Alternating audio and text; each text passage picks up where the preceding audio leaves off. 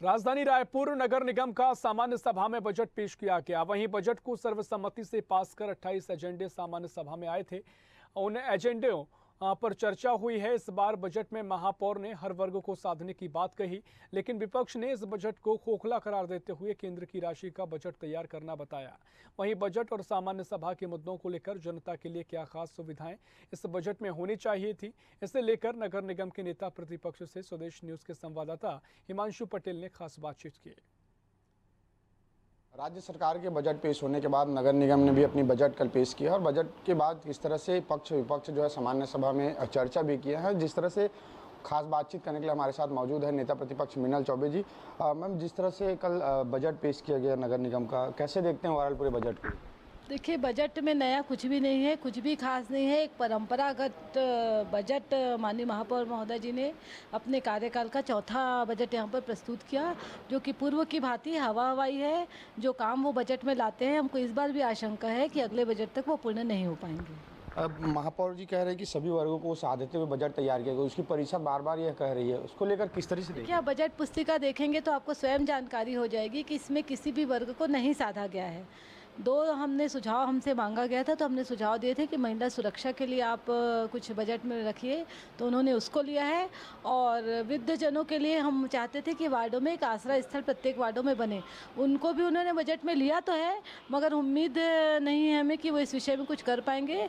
और बेरोजगारी भत्ता युवाओं के लिए इस विषय में बजट में कुछ भी नहीं। हमने ये भी कहा था कि महिलाओं के लिए, महिलाओं को सशक्त बनाने के लिए एक महिला समृद्धि बाजार होना चाहिए, जिसमें सिर्फ महिलाओं का ही आवंटन हो, और वृद्ध महिलाओं के लिए भी कुछ उनको स्कीम लानी चाहिए थी। और हमको लगा था कि अब अनुभव हो गया है महापौर जी को, तो सभी वर्गों के लिए वो कुछ लाएंगे, मगर न तो युवाओं के लिए कुछ इस बजट में दिख रहा है, न वृद्ध महिलाओं के लिए दिख रहा है। और महिलाओं के लिए जो सुरक्षा का है वो एक लॉलीपॉप झुनझुना पकड़ाने जैसा है।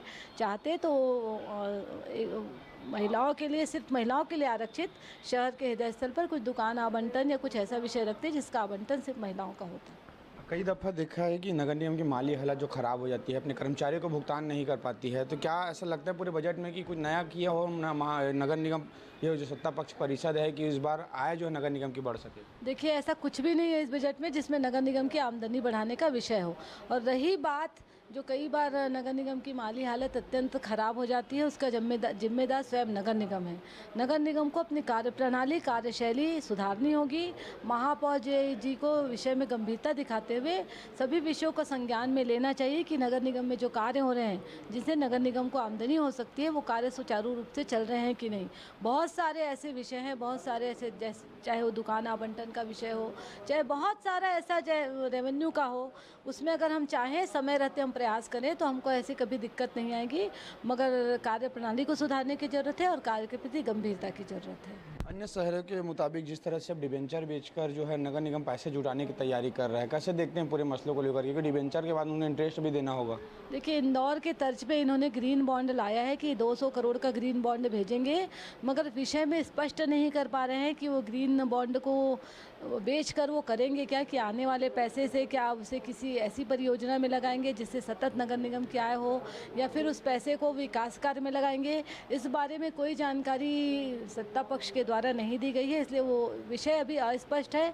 मगर मुझे इस विषय में बहुत आशंका है कि ये सक्सेसफुल होगा, क्योंकि अगर आप ग्रीन बॉन्ड बेचोगे, उसको फिर परियोजना में लगा दोगे, किसी भी परियोजना में लगा दोगे, तो जो हितग्राही है, जो बॉन्ड होल्डर है, अगर उसको अपना पैसा चाहिए रहेगा तो आप उसको कैसे वापस करोगे? जो ग्रीन बॉन्ड होल्डर है उसको आपको ब्याज भी देना पड़ेगा, तो आप ये ब्याज कहाँ से दोगे? पिछड़ा ऐसा नगर निगम का कौन सा रिकॉर्ड है जिसमें उसने किसी परियोजना से सतत उससे नगर निगम की कमाई हो रही है? इंदौर के तर्ज में देखा से कि उन्होंने इस विषय को लिया है, मगर इंदौर नगर निगम की माली हालत अलग है, रायपुर नगर निगम की माली हालत अलग है।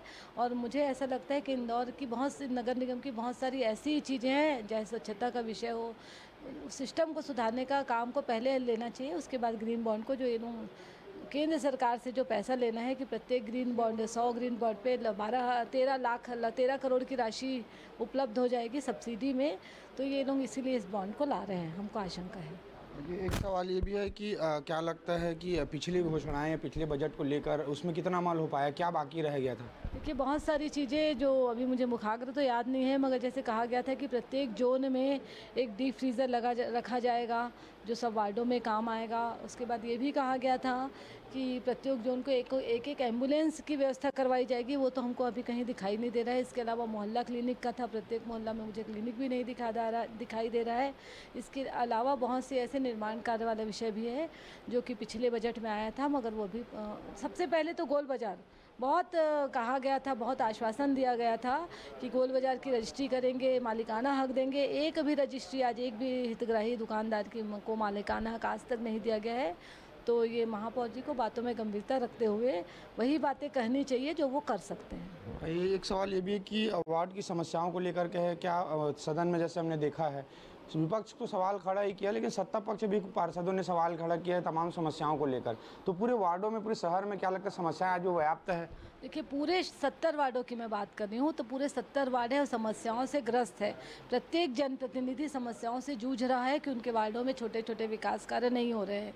पूरे जनप्रतिनिधि गले तक भरे हुए हैं।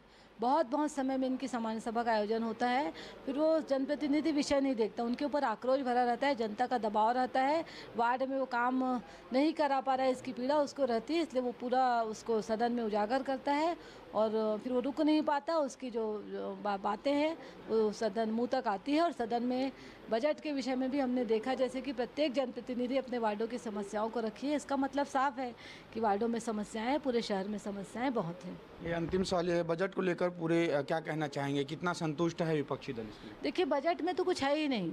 हमको उम्मीद थी कि महापौर जी को अब 3 वर्ष का अनुभव हो गया है, वे देख चुके हैं रायपुर शहर की जनता क्या चाहती है, रायपुर शहर की जनता को क्या दिक्कत है।